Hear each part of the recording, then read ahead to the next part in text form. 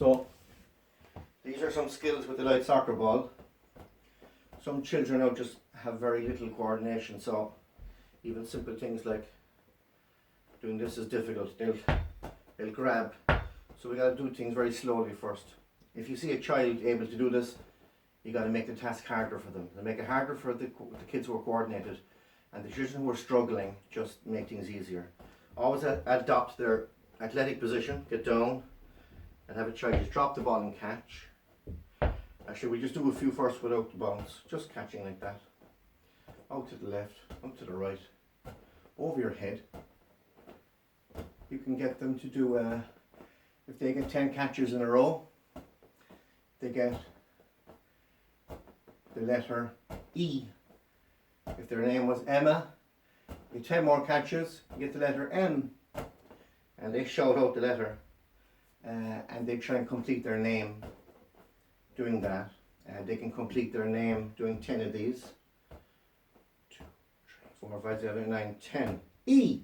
And they shout out E. No, they're not racing against each other, it's just a little exercise to make it more interesting for them.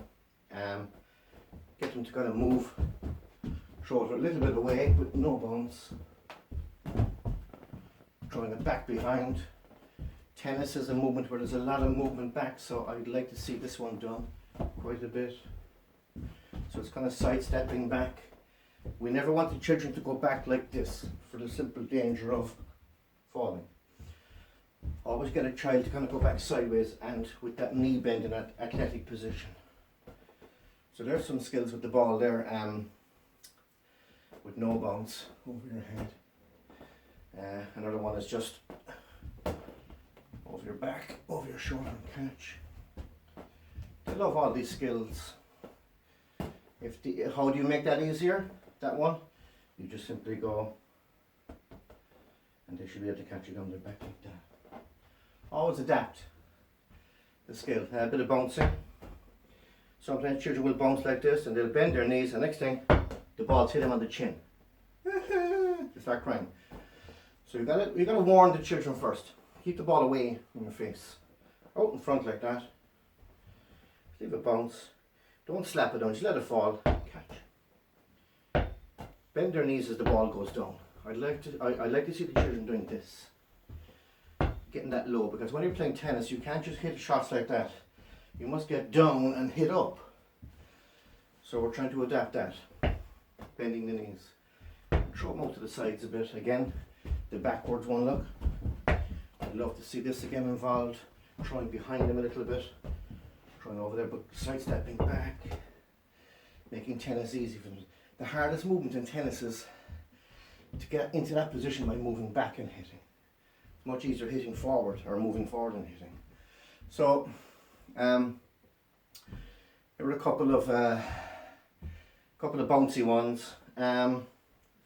So you're trying to get the child to do one hand, maybe two hands first. One hand, again, get that athletic position, moving around, preferably. Left hand going around in a circle. Always try to get the child to go from stationary to movement. Stationary to movement.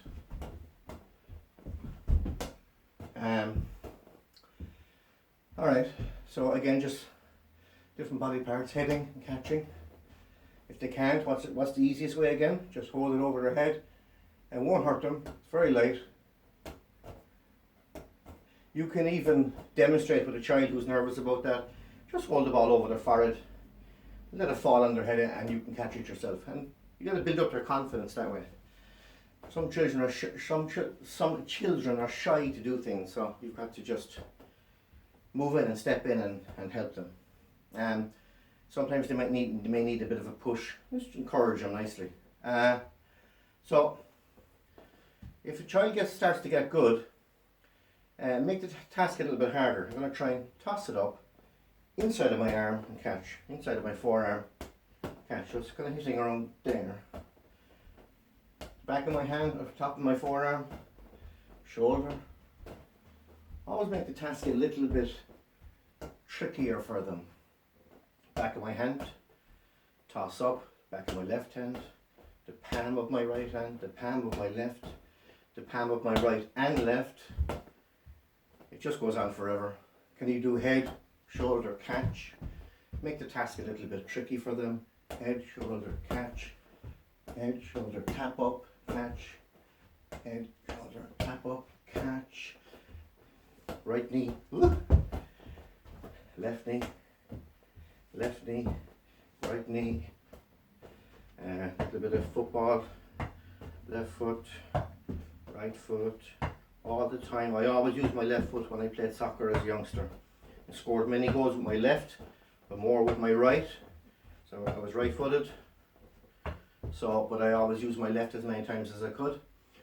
And it stood to me when I practiced at home, kicking a ball against the wall with my left quite a bit. I learned how to use it. So all the time I was able to score goals in soccer, heading the ball coming in from that angle and heading the ball coming from that angle, because I practiced it against the wall or with guys. So little patterns: head, shoulder, head, shoulder, foot, catch, head, shoulder, foot, catch. Can I do head, shoulder, foot, other foot, catch? I know these aren't easy, but you gradually build them up. Even just tipping up constantly. These balls are very light, so back of your hand. They're good fun. One knee, two knee, foot, catch. Again, do these things moving around. If you have a partner or a wall, draw to the wall, catch. Stop that athletic position. Throw to the right, throw to the left. Throw, head, catch. Throw, punch, catch. Actually, one thing I forgot with the noodle. What was it again? A while ago. I wanted to show something with the noodle that I left out. Oh yeah, the noodle with your knee. Just flick it up with your knee. Use all body parts. Leave it hang over by your foot. Kick up, catch. Kick up, catch. They're pretty cool. If a child gets very good, make it higher so it's a longer distance it has to fall. Kick up a catch. That just goes back to the noodle video. Can they kick it that way? Catch. Can they balance on a noodle? Quite tricky. I don't know, can you see the noodle on the ground there? But I've just swapped from the blue one to the red one. Great for balancing skills, etc. They're the noodles, I'll put them away. The light soccer balls can be great. We've loads of these, so I think I covered everything there. So just very briefly then, with a small little paddle racket, just balancing. Have them hold their hand over the ball, because quite a number of them will let it fall, so they need to have the hand near it. It'll save them getting fed up, getting the ball all the time. Gradually they should start balancing. Other hand. Also other hand, but also other way. Because in tennis you need to have the way you hold the grip is this way or that way. So vary the way they do that. Once you start getting good, flick up, bounce, and a sandwich. Make a sandwich with the racket and your hand. Flick the ball up, bounce, catch. No bounce. They start building up their confidence. This actually looks easy, but it's not. Can you do it with the backhand? Even trickier. Always make the task a bit harder. Why am I sounding like someone who's from County Wexford? I have no idea. Again, try and talk with a Cork accent. Flicking up, bounce, and letting it sit into the racket. Just letting it sit down like that. Other way with your hand again, remember?